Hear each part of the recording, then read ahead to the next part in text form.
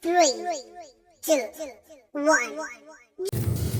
Hello guys, meron pala akong tuturo sa inyo na makabagong makabagong technique guys. Ayun, dahil umuulan nga pala, nalagyan ko ng mga kapote mga laga akong kambing guys. Ayun, para hindi sila lamigin. Kahit malakas ang ulan, may protection sila guys. Ayun, balang ginawa ko nga pala, iniwa ko lang siya sa isang side. Iniwa ko lang yung yung lagay ng mga bigas na 25 kilos. Kasi yun guys, pang waterproof, hindi basta-basta nakapasukan ng tubig. And hindi ko hiniwa yun sa may puwitan nila para hindi matanggal. Tapos ang hiniwa ko alang isang side lang. Ayan, tapos tinalayan ko dito sa may pinakalig nila guys, para hindi mahulog yung yung sako. Ayan, kaya safety sila. Yan lang ang technique guys. Nung una kasi hindi ko pa alam to eh. Ayan, hanggang sa may nakita ko na pwede pala yung ganito guys. Ayan, 25 kilos na nalagayan ng bigas. Ayan ang waterproof kasi yan guys hindi tatagusan ng ng tubig, dudulas ng tubig dyan. Kaya yan ang ginawa ko. Pag yung mga bata po guys, ayan ang ginagamit yung pang lang, yung maliit yung pang baby. Ito nanay rin to guys. Yan dalawang mag-ina,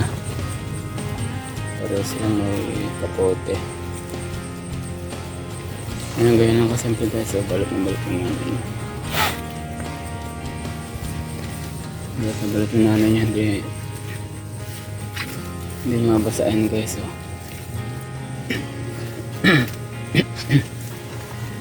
kaya nga pala dito ko sila nalagay guys, kasi ang daming damo. Sawa sila sa damo rito. Yan.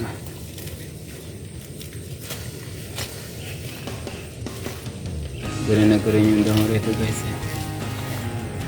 Makapal, kaya dito ko sila nilagay. Yan, diba napakasimple guys ng aking kapote sa kambing. Ayan. Kaya kung marami kayong kambing guys, ganito lang gawin nyo, para kahit nakawalan nyo lang sila, hindi sila basta-basta mababasa. Hindi naman sila naiirita guys. Gusto pa nga na nakakapote. Ang sarap pa ng kain nila. Kumbaga safe na safe sila dito guys kasi nakakapote nga sila. Yung dalawang baby wala pang kapote. Kaya ang ginagawa nila guys, pag umuulan umuwi na sila doon sa bahay. Alam na nila yung silungan nila doon. Pero pag meron pa akong maliit na lagayan ng guys, lagayan ng mga plastic, gagawin ko rin siyang kapote. Kaya laking tulong nito guys ang lagayan na ito na gamit ko.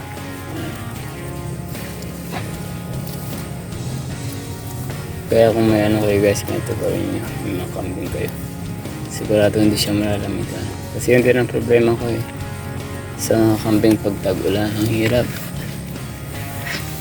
So, hindi mo sila mailabas guys, kasi malalamigan talaga sila. Kasi pag nalamigan ng kambing, pwede magtae.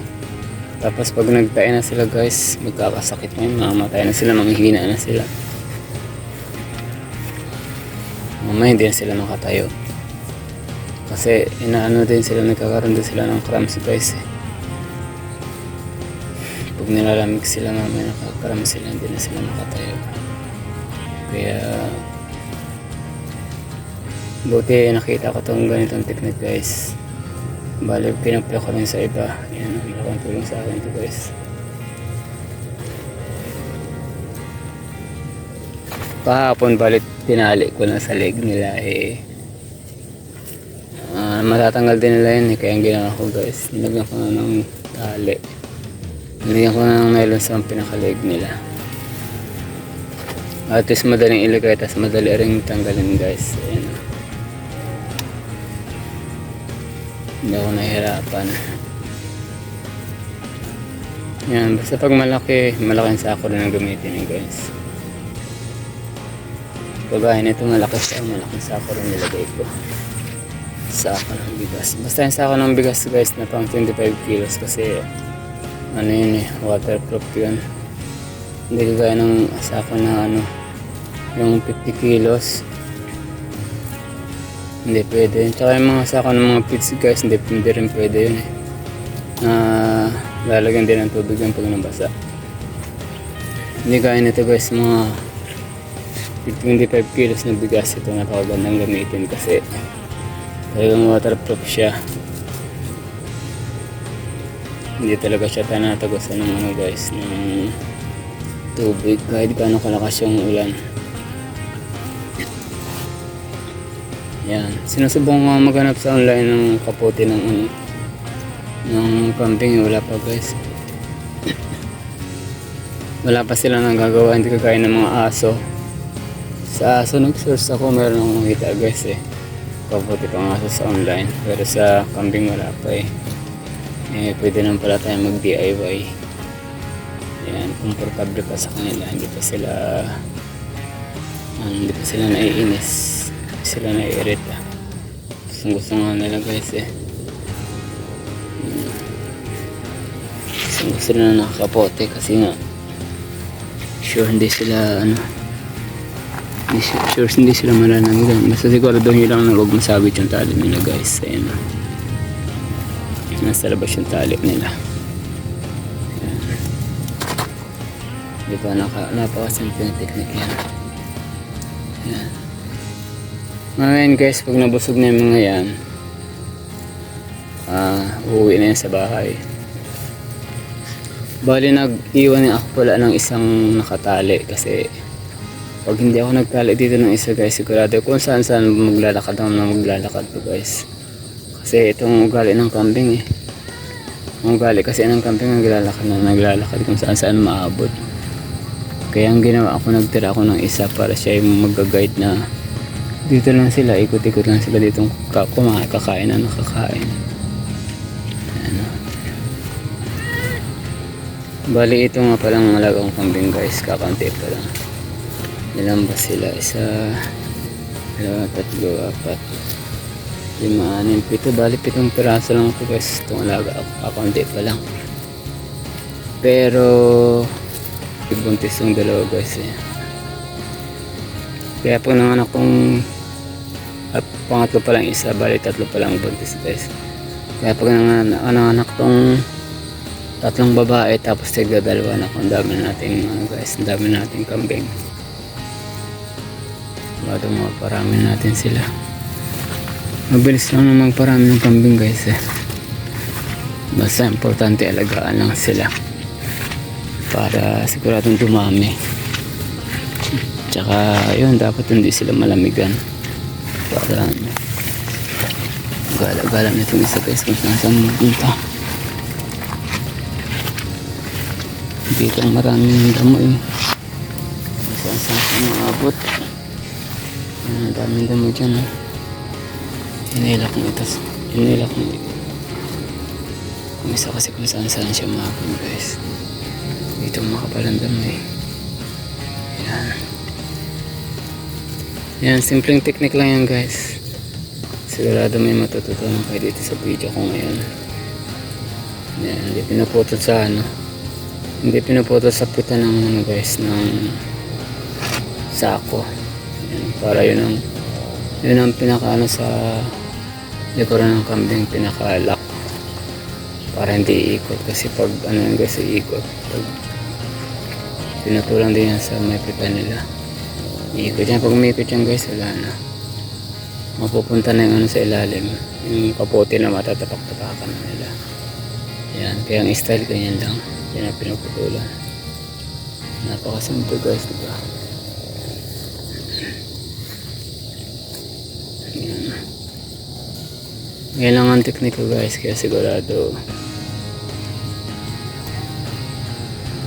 pwede yung gayahin ito. Malaking tulong ito.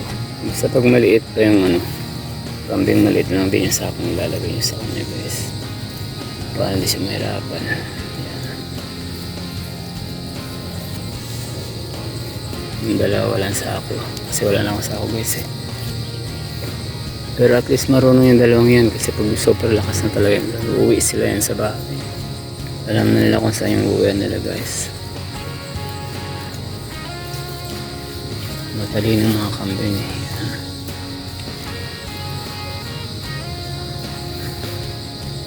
Yan, ganyan lang kasimple. Kaya yung mga sako nyo, mga ganito gas 25 kilos, huwag nyo tinatapon. Bali, tago nyo lang yan. Ayan. Malaking tulong sa kambing natin yan. May alaga tayo. Ayan. Para kahit nababad sila sa ulan guys, hindi sila lalamigin. Kasi pag nilamig, sigurado mamamatay sila guys. Kaya ingatan natin yung mga alaga natin. Ayan. Yan lang ang teknik. Pasimple lang ang teknik natin sa kanila guys.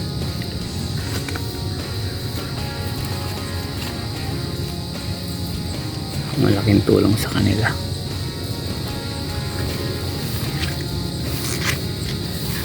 Ayun nga pala yung pinaka-guide. Yung isa na hindi ko inaalpasan guys. Ayan, itong isa na ito naka-yellow, nakapote na nasa ako.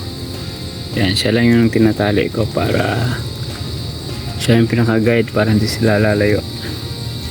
Alam lang dito lang din siya eh. Paikot-ikot. Kumakain lang. Kaya ganyan guys, may ano dapat, may guide. Yan yung pinaka ano eh. Pinaka ano tawag doon? Siya yung pinaka boss dito sa mga kambing. Kung saan siya pupunta, musunod lahat. Umaga siya yung mayor. Yan. Yan, mayor pala yan guys. Yan, siya yung pinaka-mayor. Kaya siya yung tinali ko para dito lang din yung mga iba. Paano sila lalayo. Ayan o, dito lang sila. Paikot-ikot lang dito sa maraming pagkain.